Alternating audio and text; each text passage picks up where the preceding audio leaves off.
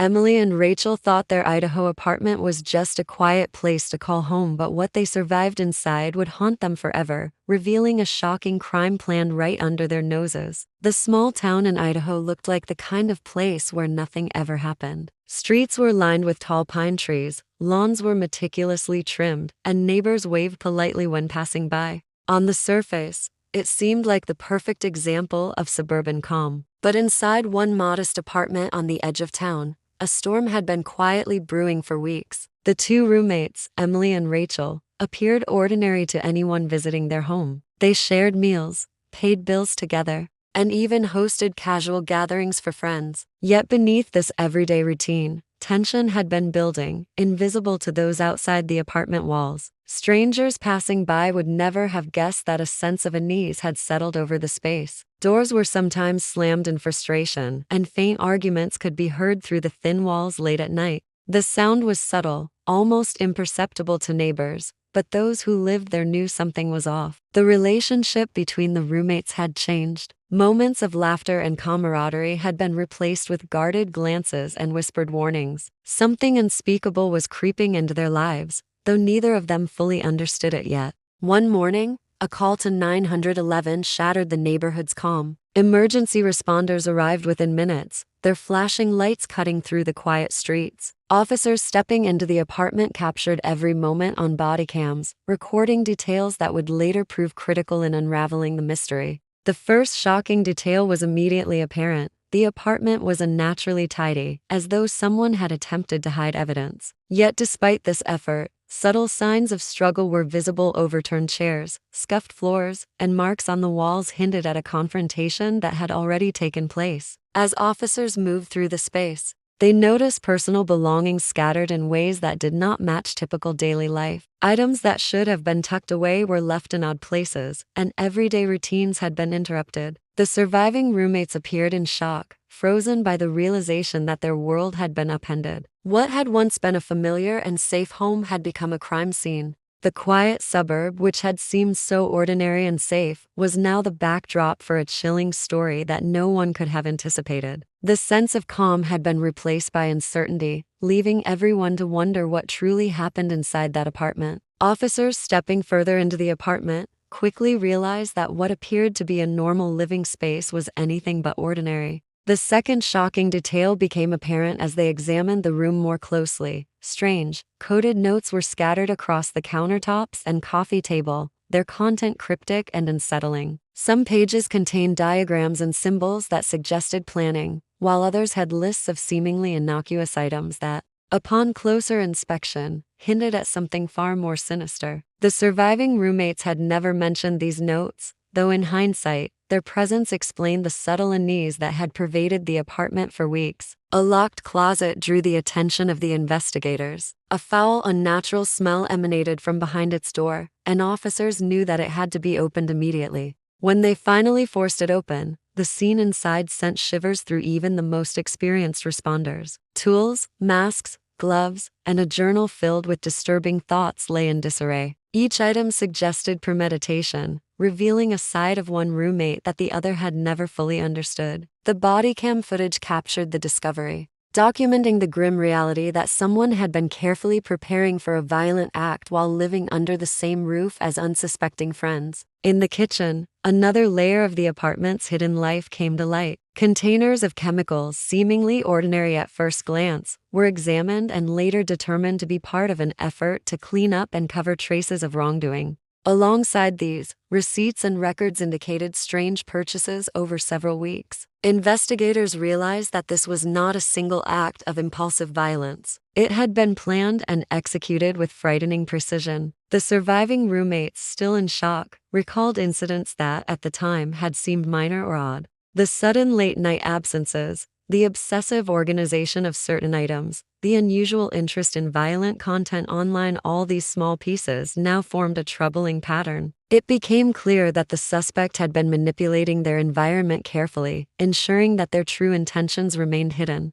As the officers continued to document the scene on their body cams, the room itself told a story of tension, fear, and calculated deception. Every misplaced item, every mark on the wall, every cryptic note pointed to a truth that was both horrifying and surreal. The ordinary apartment, the place where two roommates once felt safe, had been transformed into a carefully staged scene of control, secrecy, and danger. The full extent of the planning and hidden evidence would only become clearer as the investigation moved forward, revealing a disturbing world that had been lurking quietly beneath the surface of a seemingly peaceful Idaho home. As investigators dug deeper into the lives of the apartment's occupants, a dark history began to emerge. The third shocking detail became clear through a careful examination of online activity and digital records. One roommate had made a series of unusual purchases, items that at first seemed harmless but when pieced together, revealed a fascination with dangerous and violent materials.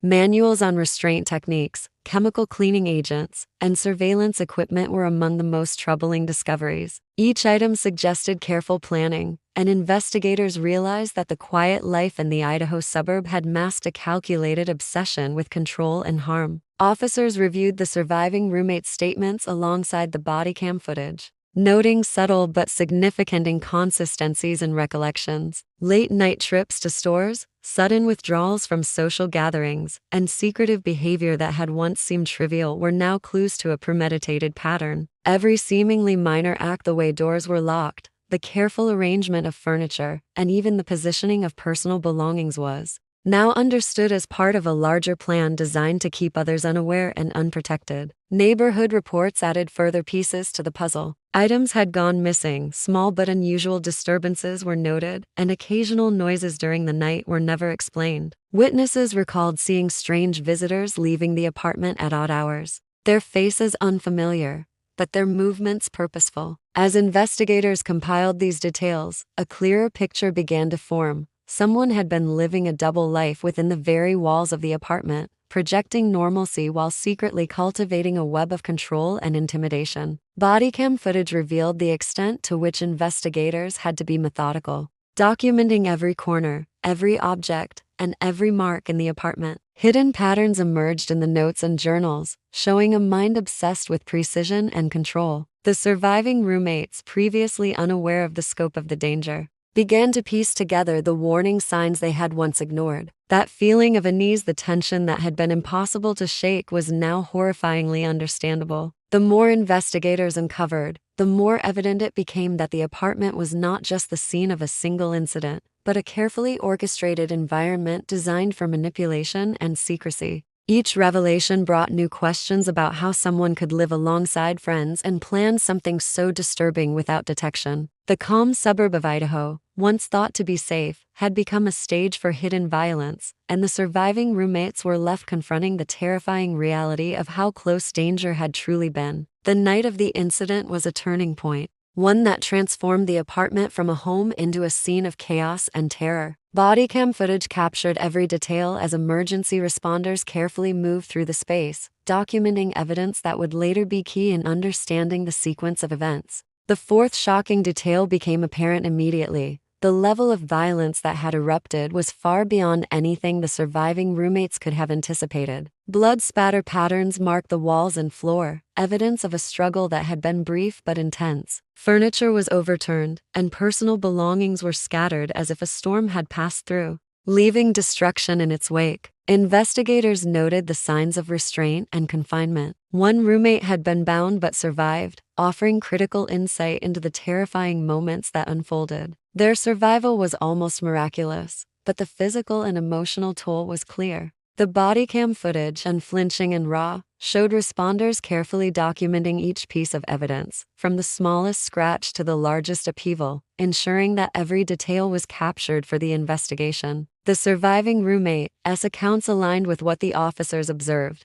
The suspect had acted with a methodical precision that left little room for chance or error.